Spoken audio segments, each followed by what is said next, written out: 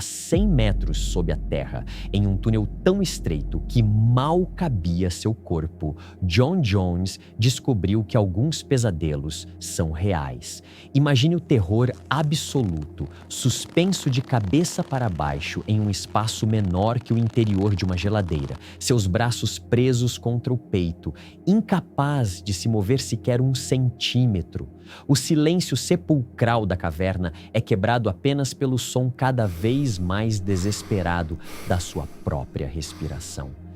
Por 28 horas que pareceram uma eternidade, John Jones se tornou prisioneiro de sua própria aventura. O que começou como uma exploração familiar na caverna Nari Padi se transformou no caso mais arrepiante e claustrofóbico da história moderna da exploração de cavernas. Esta é a história real de um jovem que passou pelos momentos mais aterrorizantes que um ser humano pode experimentar e que mudou para sempre as leis da exploração subterrânea, assombrando até hoje quem ousa descer às profundezas da Terra. Se você sofre de claustrofobia, considere isso um aviso final, porque uma vez que você conhecer o destino de John Jones, nunca mais olhará para espaços apertados da mesma forma.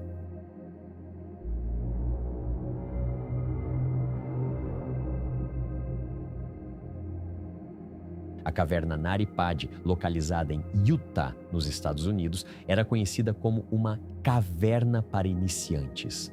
Descoberta em 1960, ela atraía entre 5 a 25 mil visitantes por ano. Mas essa reputação de caverna fácil era enganosa.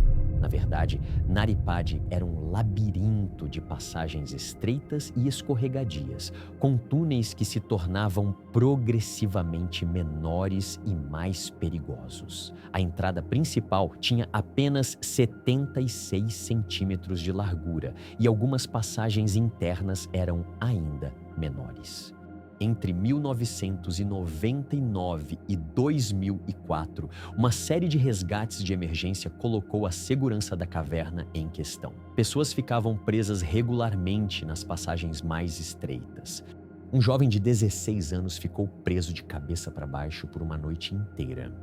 Um homem de 23 anos ficou entalado por mais de 7 horas, exatamente no mesmo local onde John Jones eventualmente encontraria seu destino. Essas ocorrências levaram ao fechamento temporário da caverna em 2006. Autoridades locais consideravam o local uma bomba relógio, argumentando que era apenas questão de tempo até que alguém morresse ali. Mas grupos de especialistas em cavernas protestaram. Cartas inflamadas chegavam aos jornais locais.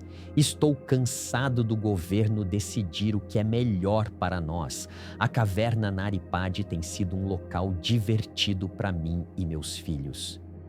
Após 3 anos fechada, a caverna reabriu em março de 2009, mas com novas regras de segurança.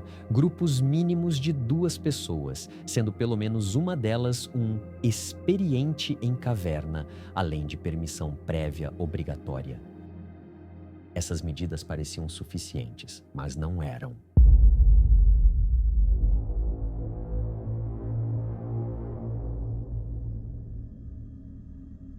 24 de novembro de 2009, Dia de Ação de Graças. John Edward Jones, 26 anos, estudante de medicina e pai devotado, estava em casa em Utah para as festividades. Casado com Emily e pai de uma garotinha, com outro bebê a caminho, John parecia ter tudo pela frente. Naquela noite, ele e seu irmão Josh, junto com 9 amigos e familiares, decidiram fazer uma expedição à caverna Nari Padi. Era para ser uma simples aventura nostálgica. Os irmãos Jones tinham explorado cavernas durante toda a infância e seu pai havia até ajudado a fundar a equipe de resgate de cavernas de Utah. Mas John não explorava cavernas há anos, focado nos estudos de medicina na Virgínia. Esta seria sua volta ao hobby que tanto amava. Às 20 horas, o grupo de 11 pessoas desceu pela entrada da caverna. Inicialmente, tudo correu bem. Eles exploraram a sala principal, conhecida como Big Slide, e depois Josh desafiou John a tentar uma das passagens mais difíceis da caverna, o Canal do Nascimento. O Canal do Nascimento era notoriamente apertado. Apenas as pessoas mais magras e flexíveis conseguiam passar por ele. Mas John estava confiante. Alto, magro e atlético, ele não via problema algum. Mas John cometeu um erro fatal. Ele tomou o caminho errado. Em vez de seguir para o Canal do Nascimento, John entrou em uma passagem chamada Edspush, uma área tão estreita e perigosa que nem mesmo havia sido totalmente mapeada. Era um beco sem saída com 4 passagens não mapeadas no final, porque ficava tão apertado que ninguém conseguia ir além para desenhar o mapa completo. John rastejou cada vez mais fundo na passagem estreita. O túnel ficava menor a cada metro, mas ele pensava que logo encontraria uma abertura onde poderia se virar e voltar. Quando finalmente percebeu que estava no lugar errado, já era tarde demais. A passagem estava tão apertada que ele não conseguia virar o corpo. Sua única opção era continuar em frente, esperando encontrar um espaço maior. Foi então que John viu o que parecia ser uma pequena abertura ao final do túnel. Encolheu o peito, sugou a barriga e deslizou por uma saliência de rocha para entrar no que ele pensava ser uma saída. Mas quando seu peito se expandiu novamente para respirar, John percebeu o horror da situação. Ele estava completamente preso. A abertura era, na verdade, uma fissura vertical de apenas 25 por 45 centímetros, menor que uma máquina de lavar roupa. John estava de cabeça para baixo, com os braços presos ao lado do corpo, incapaz de se mover sequer alguns centímetros. Cada tentativa de se libertar apenas o fazia deslizar mais fundo na fissura. Pânico começou a tomar conta dele. Ele gritou pelo irmão, sua voz ecoando pelas passagens escuras e estreitas da caverna. Josh eventualmente encontrou John e, por um momento, achou que seria apenas uma história engraçada para contar depois. Mas conforme examinou a situação mais de perto, o terror se instalou. Josh tentou desesperadamente puxar John pelos pés. Tentou guiá-lo através de movimentos que poderiam ajudar a soltá-lo. Nada funcionou. Na verdade, John apenas deslizou mais fundo na fissura, ficando ainda mais preso. Foi quando os irmãos perceberam que precisavam de ajuda profissional.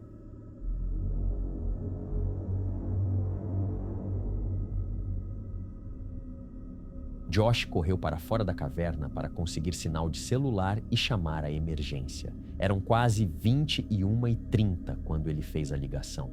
O resgate chegaria apenas às 12h30 da madrugada. 3 horas cruciais perdidas. A primeira socorrista a chegar foi Suzy Motola, uma voluntária local experiente. Quando ela se arrastou pela passagem estreita e finalmente alcançou John, ficou chocada com a gravidade da situação. Suzy tentou de tudo. Cortou as calças jeans de John para dar mais espaço. Tentou puxá-lo com cordas. Após 2 horas de tentativas infrutíferas, ela teve que subir à superfície, exausta e sem sucesso. Lá em cima, uma multidão havia se formado. Emily, a esposa grávida de John, estava lá com a filhinha. Mais de 30 socorristas haviam chegado. Discutiram quebrar as pernas de John. Consideraram lubrificar as paredes da caverna com litros de óleo. Finalmente, decidiram por um sistema complexo de cordas e polias para içar John pelos pés. Mas havia um problema terrível que poucos entendiam completamente naquele momento. Dr. Doug Murdoch, um cirurgião de trauma presente no local, fez uma revelação aterrorizante. John provavelmente tinha apenas 10 horas antes que seus órgãos começassem a falhar. O corpo humano não foi projetado para ficar de cabeça para baixo por períodos prolongados. O coração funciona com a ajuda da gravidade e quando essa relação é invertida, o sangue e os fluidos começam a se acumular no cérebro e nos pulmões. Dentro de poucas horas, torna-se extremamente difícil respirar. O coração precisa trabalhar em excesso para bombear sangue pelo corpo, podendo levar à parada cardíaca. Pior ainda, mesmo que John fosse libertado, colocá-lo na posição vertical novamente poderia matá-lo instantaneamente, pois as toxinas acumuladas em sua cabeça fluiriam de volta para o coração. Suzy já havia notado isso na primeira hora, um ruído distinto de chocalho vindo do peito de John. Era um sinal claro de que fluido estava se acumulando em seus pulmões. Ele já estava começando a se asfixiar. A equipe de resgate trabalhou freneticamente para instalar o sistema de polias. Cada viagem para levar equipamentos até John, 200 metros profundo na caverna, levava 1 hora. Apenas uma pessoa podia subir ou descer a passagem por vez. Infelizmente para John, o tempo estava se esgotando rapidamente. Após 19 horas intermináveis, uma equipe de 8 pessoas estava finalmente pronta para a tentativa de resgate definitiva.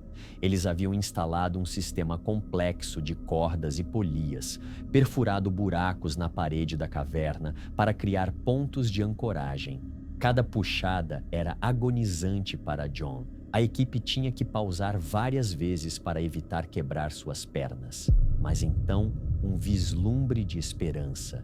Na terceira tentativa, John foi levantado alto o suficiente para fazer contato visual com seu socorrista. Seus olhos estavam vermelhos, seu rosto estava sujo, mas ele parecia relativamente bem. "Como você está?", perguntou o socorrista. "É uma droga. Estou de cabeça para baixo.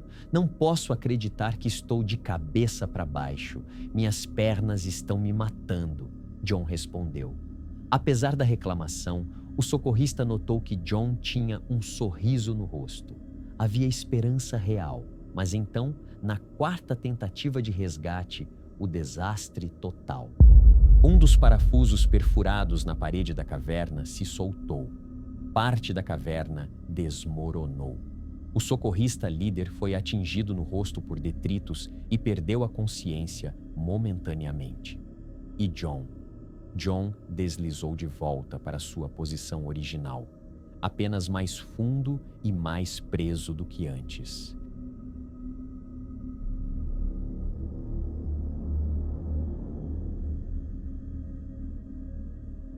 A partir daquele momento, John ficou completamente irresponsivo.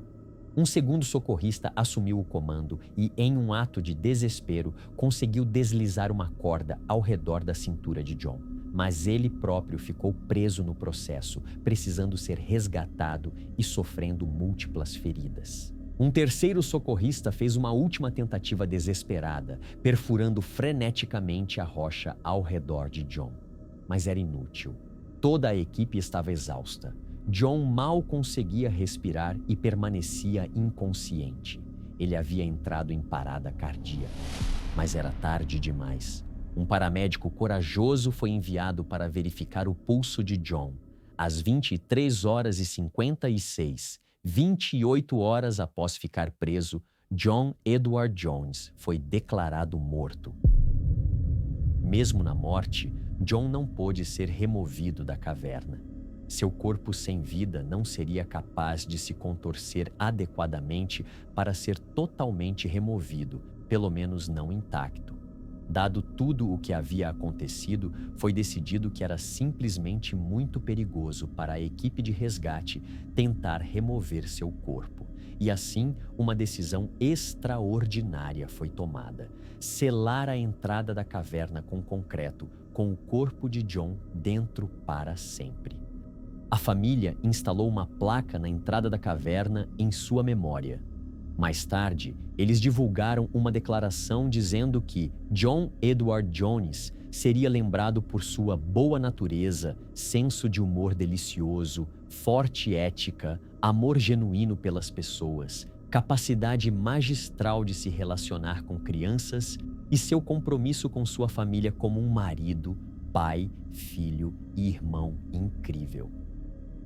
Até hoje, os restos mortais de John permanecem dentro da caverna, servindo como um lembrete assombrador dos riscos muito reais da exploração de cavernas.